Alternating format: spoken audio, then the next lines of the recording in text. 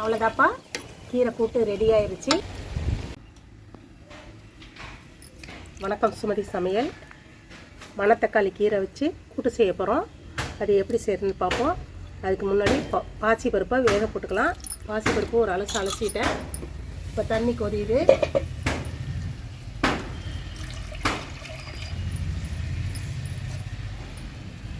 தண்ணியில் பாசி பருப்பை போட்டு நல்லா வேக வச்சுடுவோம். நீங்கள் குக்கரில் வேக வைக்கிறதா இருந்தால் குக்கரில் வேக வச்சுக்கோங்க. நான் அடுப்பில் வேக வைக்கிறேன். அதனால் இதில் அலசி போட்டிருக்கேன். நல்லா வேகட்டும், அப்புறமா பார்ப்போம். நல்லா பருப்பு வெந்து போயிடுச்சு பாருங்கள். இதை தனியாக எடுத்து வச்சுக்கலாம். இப்போ கீரையை வணக்கிறதுக்கு அடுப்பில் கடாய் வச்சுருக்கேன். எண்ணெய் ஊற்றிக்கலாம். கடுகு உளுந்தம் பருப்பு ஒரு ஸ்பூன் போட்டுக்கலாம்.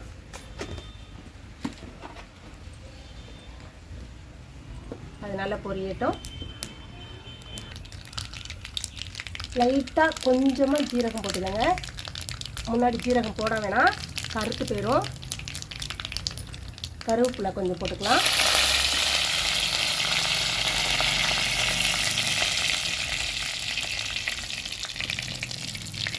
மிளகாய் 2 கிள்ளி வச்சுருக்கேன், அதையும் போட்டுக்கலாம்.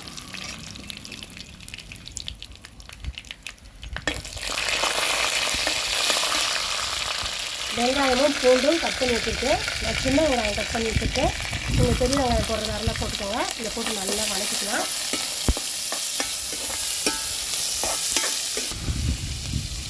இந்த வெங்காயம் வதங்கிறதுக்கு உப்பு கொஞ்சம் போட்டுக்கலாம். போட்டு நல்லா வதக்கிக்கலாம். வெங்காயம் நல்லா வதங்கிடுச்சு. ஒரு 2 தக்காளி எடுத்து கட் பண்ணி போட்டுக்கோங்க.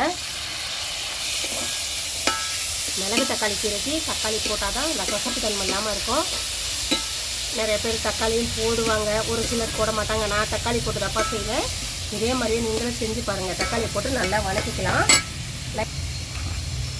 லைட்டாக மஞ்சள் தூள் போட்டுக்கோங்க. நல்லா சீக்கிரம் வதங்கிடும்.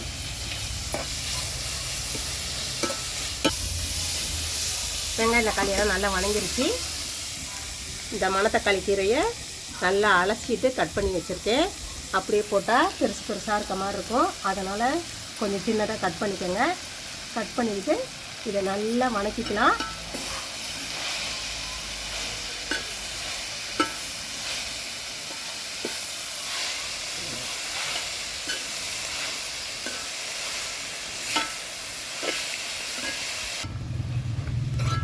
இந்த மணத்தக்காளி கீரை நல்லா வதங்கிட்டு இருக்கு.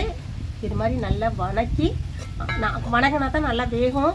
வெந்ததுக்கப்புறம் நம்ம கூட்டு செய்வோம். எனக்கு கீரை ரொம்ப கிடச்சிதுப்பா, அதனால் நான் இதை துவையலாக செய்யலான் இருக்கேன். இது துவையல் செய்கிறத அடுத்த வீடியோவில் காட்டுறேன். கீரை நல்லா வதங்கிட்டு இருக்கட்டும். தேங்காய் கொஞ்சம் ஒரு முடி, சின்ன முடியாக ஒரு முடி எடுத்து வச்சுருக்கேன். இது இன்னும் கொஞ்சமாக போட்டுக்கோங்க. கீரை நிறையா இருக்கிறதுனால நான் நிறையா போட்டிருக்கேன். ஒரு முடி ஃபுல்லாக போட்டிருக்கேன். நீங்கள் இதில் பாதி போட்டிங்கன்னா கூட போதும். ஒரு 3/4 ஸ்பூன் ஜீரகம் வச்சுருக்கேன். இது 2 ஒன்றா போட்டு நல்லா நைஸாக அரைச்சிட்டு வந்துடலாம்.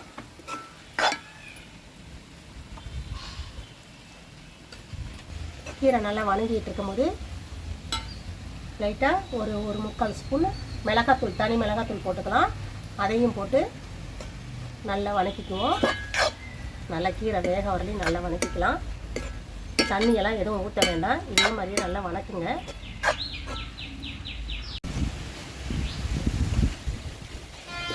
கீரை நல்லா வதங்கி வெந்துருச்சுப்பா.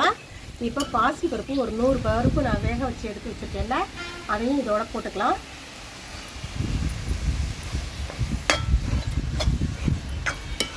நான் அடுப்புலேயே வேக வச்சேன். நீங்கள் குக்கரில் வேக வச்சுக்கிட்டிங்கன்னா ரொம்ப மைய வேக வைக்க வேண்டாம். ரொம்ப நைஸாக வெந்ததுன்னா ஒரு மாதிரி வளன்னு இருக்கும். கொஞ்சம் 1-2 இந்த மாதிரி இருந்ததுன்னா தான் கீரை கூட்டுக்கு நல்லாயிருக்கும். அதனால் நீங்கள் அது மாதிரி வேக வச்சு எடுத்து வச்சுக்கோங்க. தேங்காயும் ஜீரகமும் அரைச்சி எடுத்துகிட்டு வந்திருக்கேன். இதையும் அதோட போட்டுக்கலாம்.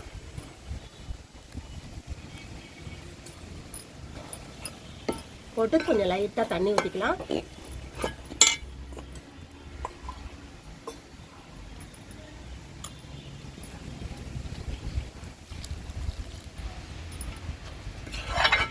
கீரை கூட்டு திக்காக வேணும்னா அவங்கவுங்க திக்காக வச்சுக்கோங்க. இல்லை கொஞ்சம் தண்ணியாக சாதத்தில் போட்டு சாப்பிட்லாம் அப்படின்னா கொஞ்சம் தண்ணி வேணுங்கிற அளவுக்கு தண்ணி ஊற்றிக்கோங்க. சாம்பார் சாதத்தோடு வச்சு சாப்பிட்லாம். சாம்பார் சாதம், ரசம், இதுக்கு புளிக்குழம்பு இதுங்களோடலாம் வச்சு கூட்டாக சாப்பிட்ணுன்னு நினச்சிங்கன்னா கொஞ்சம் திக்காக வச்சுக்கிட்டிங்கன்னா அள்ளி சாப்பிட்றதுக்கு நல்லாயிருக்கும். இல்லை சாதத்தில் போட்டு பிசைஞ்சு சாப்பிட்ற மாதிரி இருந்ததுன்னா இது மாதிரி கொஞ்சம் கதன்னு வச்சுக்கிட்டிங்கன்னா நல்லாயிருக்கும். சும்மா ஒரு 5 நிமிஷம் இது சூடு பண்ணுவோம். சூடு பண்ணி இறக்கி வச்சுருவோம். அவ்வளோதான், கீரைக்கூட்டு, மணத்தக்காளி கீரைக்கூட்டு ரெடி ஆகிடும். உப்பு பத்தாமல் இருக்குது, அதனால் உப்பு கொஞ்சம் போட்டுக்கலாம். போட்டுட்டு நல்லா ஒரு கொதி வரட்டும். கொதி வந்ததுக்கப்புறம் பார்ப்போம்.